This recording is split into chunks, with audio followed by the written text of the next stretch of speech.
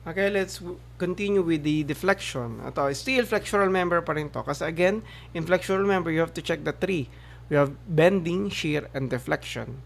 Okay, so now we're on the last part, the deflection. So in addition to being safe, a structure must be serviceable. Okay, yung bending kasi and shear is strength requirement, but the deflection is for service requirement lang. Okay? A serviceable structure is one that performs satisfactorily, not causing any discomfort or perception of unsafety for the occupants or user of the structure. So, kahit kasi sabihin natin safe siya, alam natin na kahit gumagalaw siya, safe naman siya. Hindi siya babaksak. It doesn't mean na nagbabibrate siya, babaksak. Pero, syempre dun sa mga gagamit, hindi lang pwede natin sabihin na gano'n. Na hindi safe yan. Lahat ba tayo maintindihan yan? Diba? So, you have to check for the serviceability ng structure. Dapat hindi ganun kalaki yung deflection niya. Parang hindi nakakatakot sa mga tao. Okay? So, deflection is a serviceability limit state, not one of strength. So, it means, pag bumagsak siya sa deflection, it doesn't mean na babaksak na siya. Okay? Nag-fail lang siya sa deflection, pero hindi siya babaksak.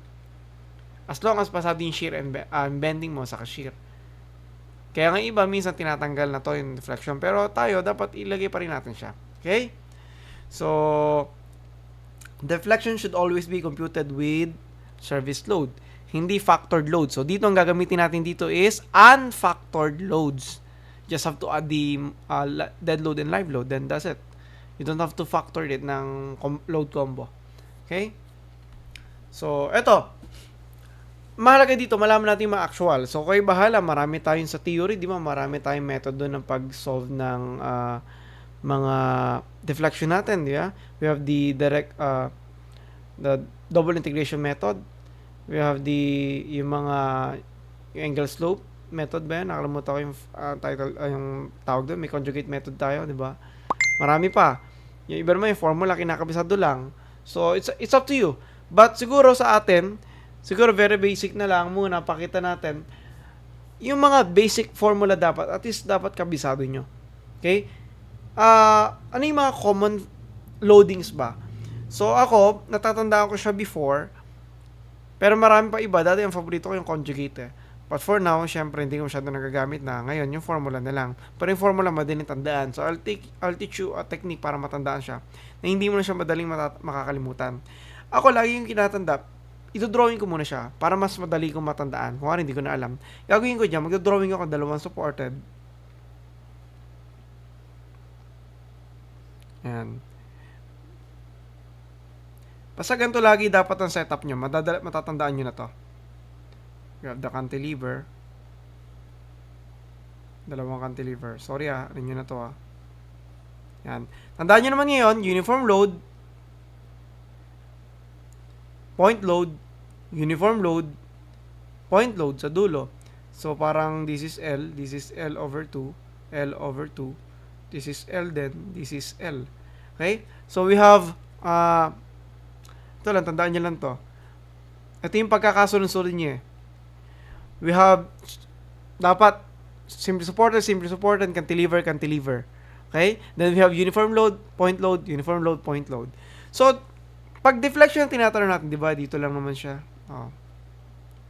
Pag deflection tinatanong natin, tandaan nyo, lagi ang denominator nyo, lagi may EI. Di ba? EI. Tapos, pag uniform load, laging WL raised to 4.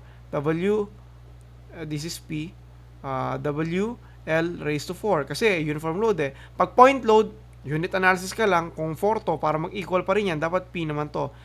P, kasi point load, L cube, hindi na 4. P, L cube.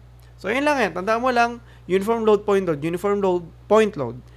Simply supported, cantilever. Pag natandaan mo yung drawing na yan, magagawa mo na to. Okay? So, we have pag uniform load, WL raised to 4. Okay? Pag point load, PL raised to 3. Okay? Ang pinagkaiba-iba lang yan, yung coefficient. Dito, yung uniform load, mag-take effort na kayo kasi yan talaga yung pinaka-common. Lagay nyo na yan. Dapat kabisado nyo to. 5, 3, 8, 4.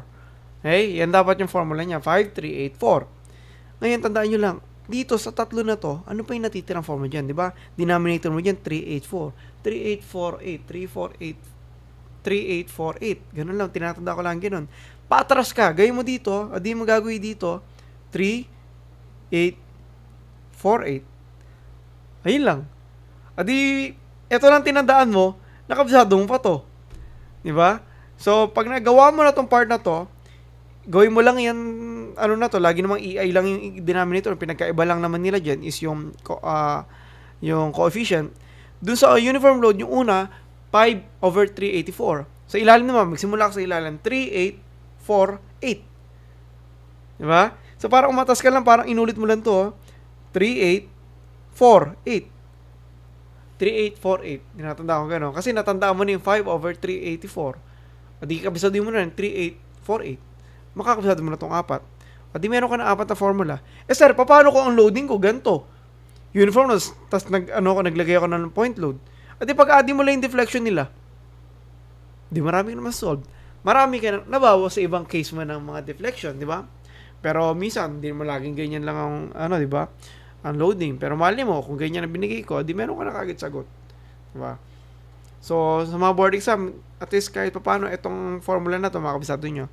Kung hindi nyo makabisado, gumawa kayo ng shortcut. Ganon kami dati, para mas makabisado namin. We have mga mnemonics, we have also the mga ganito, yung mga visualization, para mas madali mong matandaan during the exam. Okay? So, yan, this is the actual deflection. You have to know this. Kasi, pag deflection check, you just have, napakadaling deflection check. Parang theory structure nga lang to, hindi to, dito still You check the actual deflection, which is this. Then you check the limit deflection na bibigay sa NSCP. For example, sinabi, L/240. Then, you just have L/240. Dapat, greater than yon sa actual deflection mo. Kasi, dapat hindi ka lalagpas doon. Limit nga siya. Okay? So, let's have an example for that. By the way, the limit deflection upon the NSCP. So, halos pare-pares naman yan. Numerator mo lang naman dyan, L, yung length in millimeters. Pinakaiba lang nila kung may isa loading, live load, ito may live load, dead load, ito may snow, ito, wag mo na itong tandaan, syempre. Ito, kahit pa paano, kabisaduhin nyo, kung kaya nyo sana. Pero madali lang naman siya. Okay?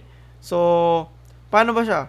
For example, maximum live load deflection, or kaya ganyan. Sinabi, dito, pag roof beam, pag roof beam daw, pag may plaster yung ceiling mo, supporting plaster ceiling, edi ito, susundin mo. Pag non-plaster, edi ito. Pag not supporting a ceiling, walang ceiling, edi ito. Pag floor beam, ito. Okay, pero madalas ang binibigay sa problem. For example, sinabi, the maximum deflection is L/360. Then you should use that. Okay? This is from NSCP. Okay? So, yan lang siya. You just have to check the actual deflection and the limit deflection. Then, i-compare mo. Okay? So, let's have an example for that. Sample number 8. Ito, gamitin lang natin yung sample problem number 2 natin noong una. Okay? So, yung W14 by 90. Okay? So, check natin to. We have the given. Etong given to dapat. Given to Kasi yung doon sa una natin problem, di ba, problem number 2 na, pinasolve to. So, wait for a minute.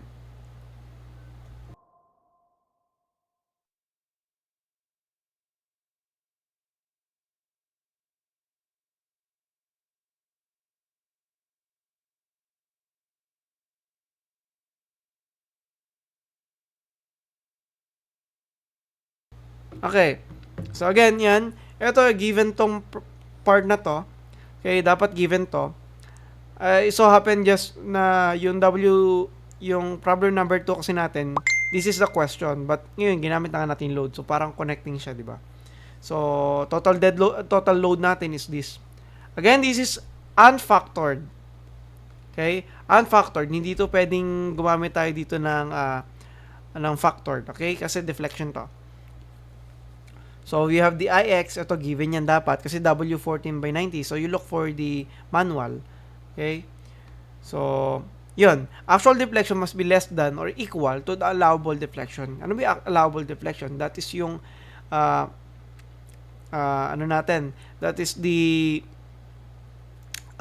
deflection limit. Okay? So, since this is Simply supported, may dead load sa live load, that is WL. L over 240, di ba? Pero yan, usually binibigay ito. Mamaya, I have another sample for this, but given na siya. Okay? So we have 6,006 meters divided by 240. Then the allowable is 25 mm.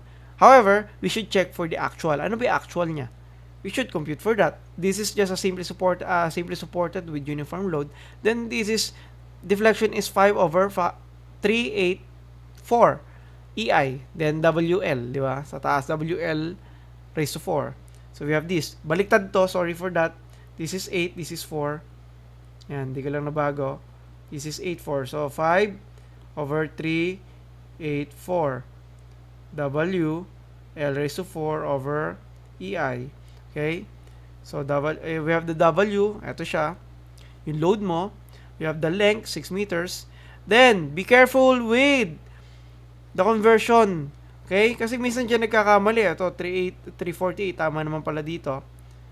Ay, hindi. Mali rin dito. Dapat 84 to. 200,000 megapascal. We have 416 times 10 raised to 6. So, saan galing yan? Galing yan sa NCP.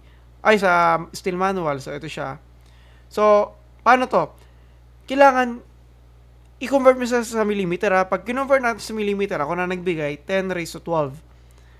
Basta naka-kilonewton siya, naka-meter, yan. Ito yung mga unit niya. Pag ganyan mga unit mo, magiging sagot mo dyan is in millimeter. So, the answer is 26.09. The actual is 26. The allowable is 25. Therefore, it is failed. Baksak siya. Kasi actual mo, mas mataas kaysa dun sa allowable. So, yun lang. That's how you check for the deflection. Okay? But be careful. Again, be careful with the conversion factor. Kasi baka mamaya ginamit mo dito meter, hindi na to 10 raised to 12.